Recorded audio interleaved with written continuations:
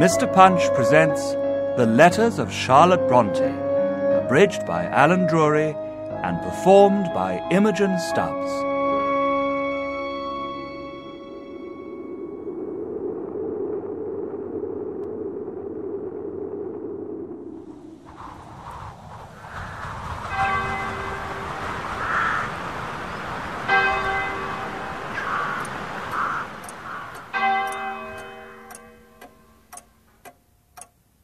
To Robert Southey, Poet Laureate, March the 16th, 1837. My father is a clergyman of limited though competent income, and I am the eldest of his children. He expended quite as much in my education as he could afford in justice to the rest. I thought it therefore my duty, when I left school, to become a governess. In that capacity, I find enough to occupy my thoughts all day long, and my head and hands too, without having a moment's time for one dream of the imagination. In the evenings, I confess, I do think, but I never trouble anyone else with my thoughts. I carefully avoid any appearance of preoccupation and eccentricity, which might lead those I live amongst to suspect the nature of my pursuits. Following my father's advice, who from my childhood has counselled me, just in the wise and friendly tone of your letter, I have endeavoured not only attentively to observe all the duties a woman ought to fulfil, but to feel deeply interested in them. I don't always succeed, for sometimes when I'm teaching or sewing, I would rather be reading or writing. But I try to deny myself, and my father's approbation amply rewards me for the privation. Once more, allow me to thank you with sincere gratitude.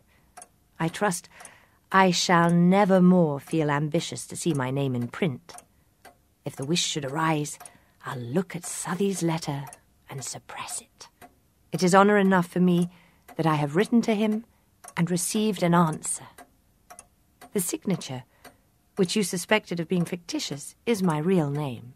Again, therefore, I must sign myself C. Bronte.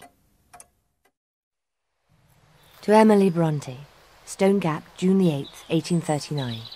Dearest Lavinia, I have striven hard to be pleased with my new situation. The country, the house, and the grounds are, as I have said, divine. But alack a day, there is such a thing as seeing all beautiful around you. Pleasant woods, winding white paths, green lawns and blue sunshiny sky, and not having a free moment or a free thought left to enjoy them in. The children are constantly with me, and more riotous, perverse, and unmanageable cubs never grew. As for correcting them, I soon quickly found that was entirely out of the question. They are to do as they like. A complaint to Mrs. Sidgwick brings only black looks upon oneself, and unjust partial excuses to screen the children. I've tried that plan once. It succeeded so notably that I shall try it no more.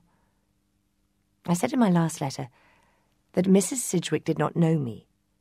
I now begin to find that she does not intend to know me, that she cares nothing in the world about me except to contrive how the greatest possible quantity of labour may be squeezed out of me, and to that end she overwhelms me with oceans of needlework, yards of cambric to hem, muslin nightcaps to make, and above all things dolls to dress. I do not think she likes me at all, because I can't help being shy in such an entirely novel scene, surrounded as I have hitherto been by strange, constantly changing faces. I see now more clearly than I have ever done before that a private governess has no existence, is not considered as a living and rational being, except as connected with the wearisome duties she has to fulfil.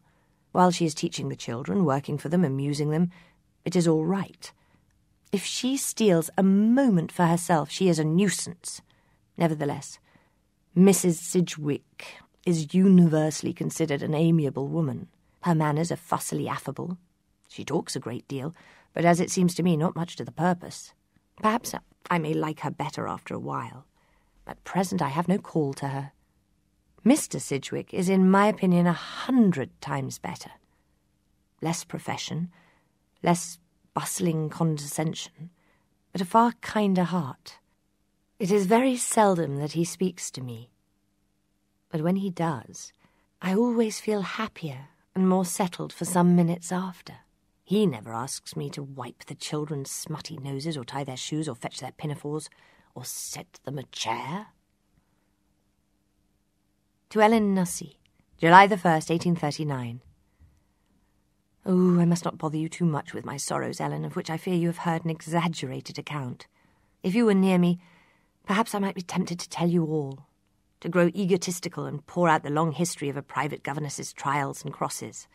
As it is, I will only ask you to imagine the miseries of a reserved wretch like me, thrown at once into the midst of a large family, proud as peacocks and wealthy as Jews, at a time when they were particularly gay, when the house was full of company, all strangers, people whose faces I had never seen before. In this state of things, having the charge given me of a set of pampered, spoilt, and turbulent children,